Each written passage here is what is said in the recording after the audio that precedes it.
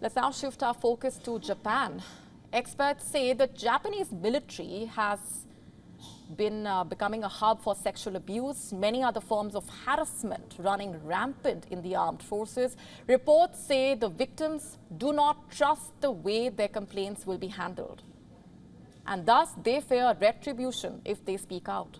Many women have been pressured into dropping their cases altogether. Our next report telling you more about this. Japan has one of the strongest militaries in the world. The Global Firepower Index shows that the Japanese military stands at the 8th position out of 145 countries. The army, also known as the Ground Self-Defense Force, has nearly 140,000 personnel, but not all of them feel safe. In 2022, experts say that the self-defense forces witnessed over 1,300 cases of harassment. Why hasn't the world heard of this before? It's because of most of the incidents are never reported.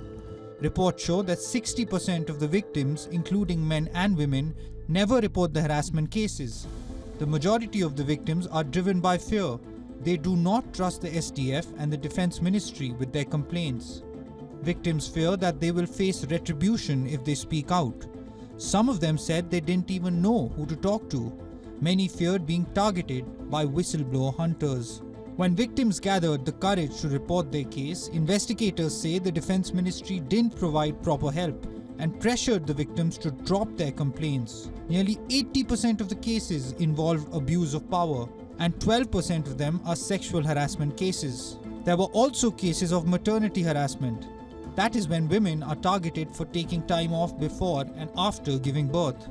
The investigation was carried out in response to a sexual assault complaint filed by a former member of the Self-Defense Forces, Rina Gonoi.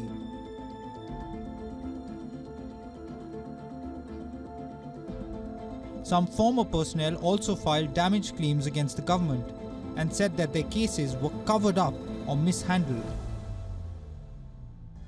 This is not just about the Japanese military. The British military was also in the headlines earlier this year. A whistleblower revealed 8 incidents of rape and sexual abuse in the military. A member of parliament, Sarah Atherton, said that the British military exhibits a wider culture of institutional misogyny despite repeated promises of reform. The British military has witnessed horrible cases of harassment, like a servicewoman being groped, forcibly kissed, and exposed by a male colleague at a unit Christmas party.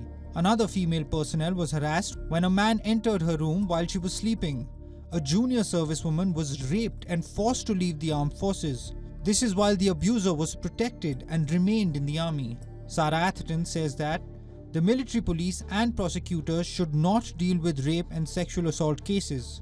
She has urged the ordinary civil police to handle the cases. But currently, military rape cases can be heard in both civil and military courts. That is despite complaints that conviction rates are far lower in the service justice system, although defense officials say that the situation for women personnel is gradually getting better.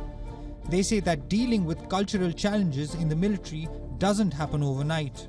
Are they referring to harassment as a cultural challenge?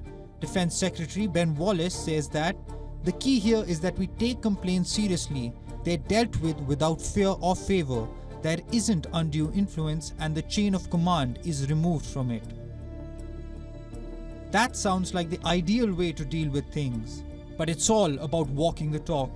Bureau Report, WION World is One.